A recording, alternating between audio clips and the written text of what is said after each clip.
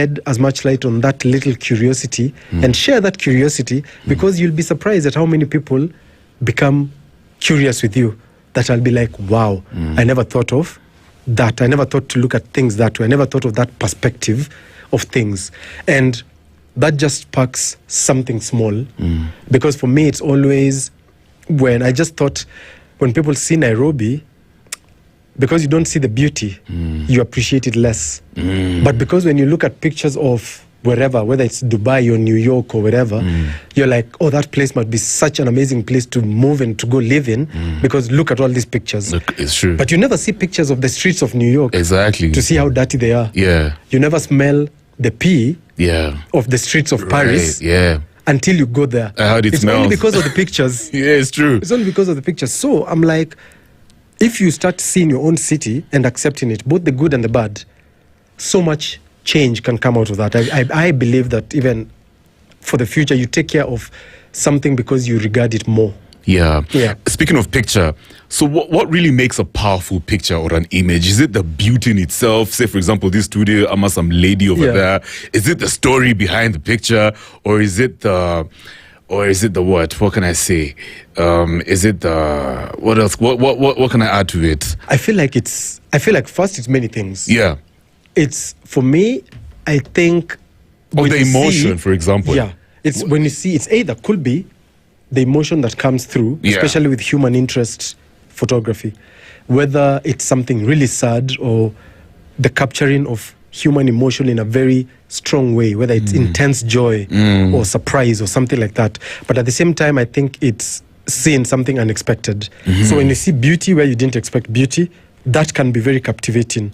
Or when you see the opposite, when you see trashiness and where you didn't expect it, that can be interesting. Or when you see things, basically anytime your brain sees something you didn't expect, I think that sticks with you. It makes it powerful.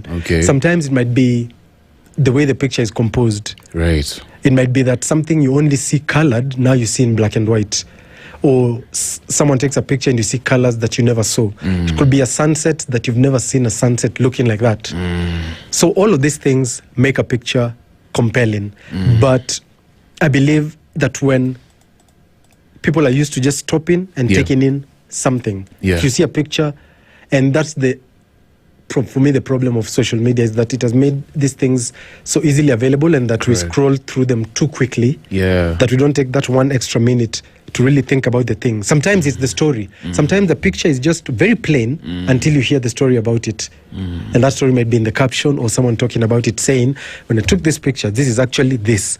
You think you might be looking at this, but it's actually this other thing. And then you read the caption and you realize, wow, that thing that I thought was so simple is such a big deal that I need to pay more attention to. And bouncing off that, talk about some work that you've done that created so much emotion out of yourself, or probably even somebody that was consuming your art. Yeah.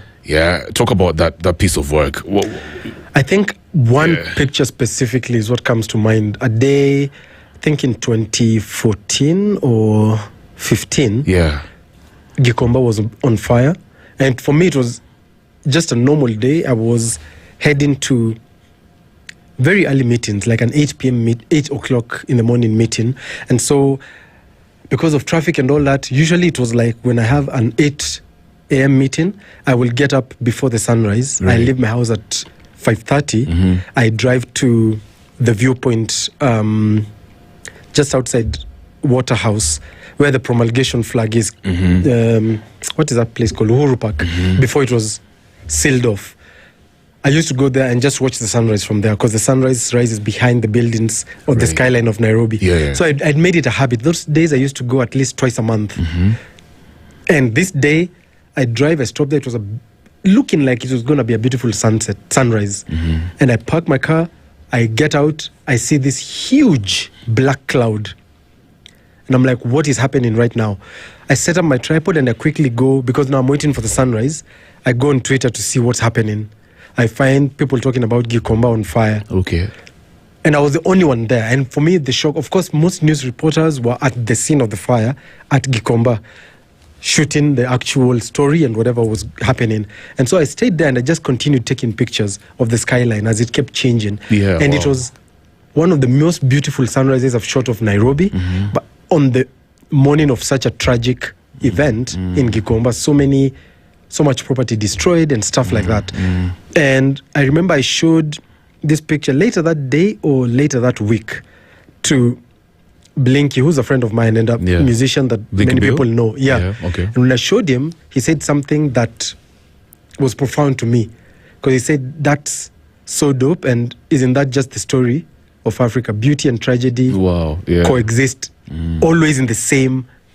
And I kept thinking that's so true and so amazing that many times, even in the most tragic situations, there's always some sort of beauty. Right. If you look at it. And even in the most beautiful of situations, there's always tragedy, and one doesn't take from the other. It's true. And so for me, that contrast, that tension, I find is one of the things that makes photography so interesting and so captivating. Once you are able to catch that tension happening, it's not always obvious. Yeah. But once in a while, it comes through. But you see a story like that, you might not see it in the picture as it is without this story. Yeah, I want to add to that story that you just gave. I remember even there's a time my uncle took me to KICC. So there was I think it was Boniface Mwangi's work. They were showcasing the post-election violence pictures. Yes. It was so emotional, man. Yeah. You know what I mean? And it gets to show you the power of pictures, you know. It triggers these emotions that you probably thought you never had. Right. So I want us to come back and continue with this conversation. Guys, Mutua Matheka, his handle is @truthslinger. So I'm encouraging you to go just check his work. Impeccable. This guy is like a genius with his work. So we'll come back and continue with this one. Remember, you can call in 0719-012-600. The hashtag is After Hours on Spice. West Side TQ. Let's go.